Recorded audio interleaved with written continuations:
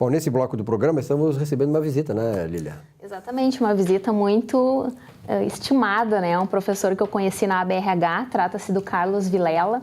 Ele que é advogado, administrador e conhece muito bem do tão conhecido ultimamente e-social.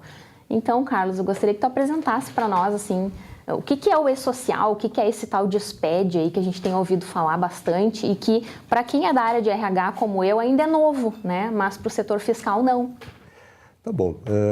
Olá a todos. Olá, Lilian. Muito obrigado pela oportunidade de estar aqui esclarecendo esse tema tão importante e que tem gerado tanta ansiedade, diria, para todos os empregadores já há algum tempo. Mais uma, né? Mais uma. Né? Mais uma dentre as diversas obrigações que a sociedade, mas aqui me refiro mais especificamente ainda ao segmento empresarial, já que o e-social, ele na verdade já começou para os domésticos no ano passado, em outubro de 2015, outubro de 2015, o e-social foi implantado já para o segmento dos empregadores domésticos. Nós já temos uma experiência a partir dessa implantação. Eu diria que, para começar a falar de e-social, a gente tem que rapidamente revisar um pouco da evolução da tecnologia. Nós estamos vivendo num mundo totalmente conectado. Eu acho que esse é o primeiro entendimento. E se nós olharmos para uma série de segmentos, para uma série de setores, é claro a mudança nos processos, a mudança no sentido de buscar facilitar, tornar disponíveis as informações de maneira mais rápida, mais ágil e com maior qualidade.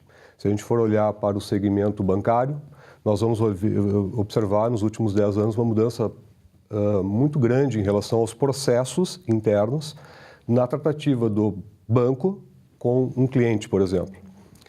Seguramente, alguém que foi bancário há mais tempo vai observar que muitas das atividades que o próprio funcionário do banco fazia, hoje são executadas pelo cliente. Isso tem vantagens e desvantagens, porque passa a uma alteração dos processos, as pessoas têm que se readaptar.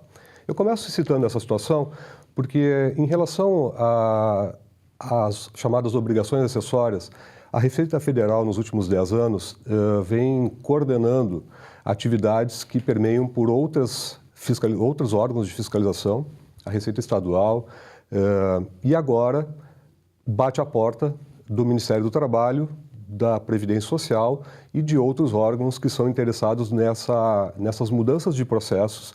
E aqui nós vamos começar a falar então das mudanças de processos na área de recursos humanos, em que a gente apelidou de e-social. Podemos dizer rapidamente que essa experiência que a Receita Federal vem implementando na fiscalização de tributos, ela agora passa a ser implantada também na área de recursos humanos.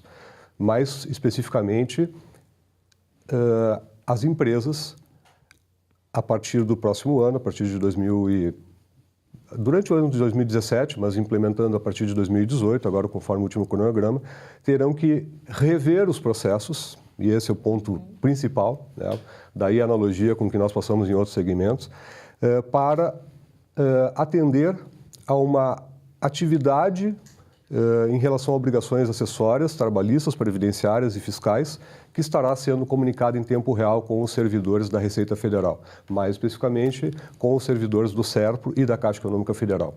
Então, o ponto-chave aqui são os processos. A partir do conhecimento dos mais de 40 arquivos que deverão ser enviados pelos empregadores e mais de 2.000 informações, nós temos que olhar para dentro desse projeto e repensar os processos internos para que as empresas consigam cumprir as suas obrigações trabalhistas, previdenciárias e fiscais, especialmente, como nós já observamos na área fiscal e na área tributária, porque essa também passou por esse momento. E é importante ressaltar aqui, Silvio, que as empresas, os empresários principalmente, não o pessoal de RH, né, mas os empresários, eles têm visto, assim, com um certo receio a questão da adaptação ao e-social.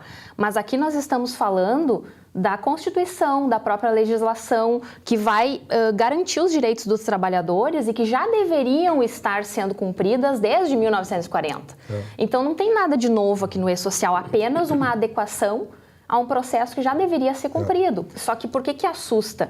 Porque muitas empresas não faziam o que era correto, né? Então a lei existia, tinha o jeitinho, né? A gente sabe que hoje o nosso sistema previdenciário e o próprio trabalhista, ele tem muitas brechas e o E-Social vem então com esse olhar fiscal para cortar, pelo menos para tentar amenizar essas brechas, né? Eu peguei o processo aqui como ponto, mas acho que o ponto que você toca, ele seguramente é um ponto bastante importante. Hoje, o processo, a forma com que está, permite o absurdo de, por exemplo, um trabalhador contribuir durante toda a sua vida e, no momento em que ele vai buscar um benefício por questões sistêmicas de falta de qualidade na troca até desses de falha, dados, né? ou até mesmo de sonegação, ele pode se dar conta, no momento mais necessário da sua vida, que as suas contribuições previdenciárias, que vai justamente dar direito aos seus benefícios previdenciários, não foi devidamente recolhidas ou não foi devidamente computadas pelos sistemas e acaba lotando as varas da Justiça Federal no sentido de buscar, por via judicial ou por via administrativa, o reconhecimento desses vínculos. Se o E-Social conseguir resolver 50% dessas demandas, eu já diria que o projeto é um sucesso, né? E já vale a pena toda essa atividade que as empresas e empresários e os profissionais que lidam com áreas de recursos humanos terão que, e de medicina e segurança do trabalho, ITI, terão que se adaptar. Então, se a gente pensar no aspecto social, na simplificação na concessão de benefícios, isso por si só já justificaria o projeto. Exatamente, porque isso vai clarear e vai tornar possível que o trabalhador tenha acesso às suas informações, né? Porque hoje, se o trabalhador não pesquisa e ele não tem informações na Caixa Econômica sobre o seu FGTS, ele não recebe um extrato, ele não sabe se a empresa está depositando corretamente. Se ele também não tem tempo de ir na Previdência Social, porque a gente sabe que é realmente um impasse, a pessoa tem que se ausentar do trabalho, ele não sabe se ele tem de fato os depósitos do INSS. Ele sabe que tem a retenção no contra-cheque, mas não sabe que teve o depósito. E aí dá aquele problema quando for se aposentar. Exatamente. E aí futuramente essa pessoa vira cliente do Rui, o Rui Simon, que é o nosso consultor previdenciário, né? Justamente por não ter tido acesso. Sem querer tirar a clientela dele, né? Nós temos que alertar. Mas a gente precisa prevenir essas questões e cada vez mais incentivar e mostrar para o empregador que não existe um caminho melhor do que o caminho certo, né? Então, é preciso, assim como no setor fiscal, que o RH também, que a própria contabilidade consiga aprovisionar esses valores para realizar isso dentro do prazo.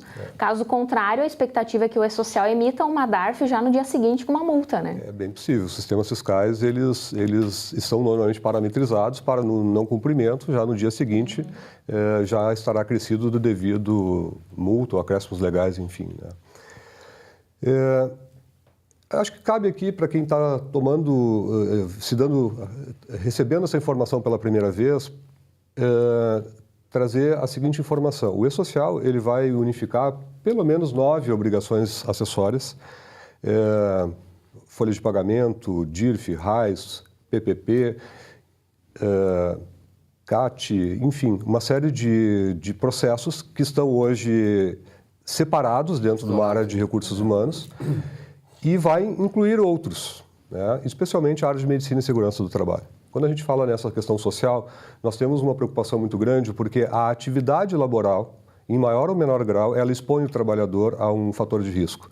E, em contrapartida a essa exposição, a legislação é muito clara em trazer uma série de observações, como, por exemplo, espaço interjornadas, para que ele consiga, então, o corpo humano consiga se recompor em relação àquela exposição e, consequentemente, reflexos tanto na remuneração do trabalhador como também nos recolhimentos previdenciários.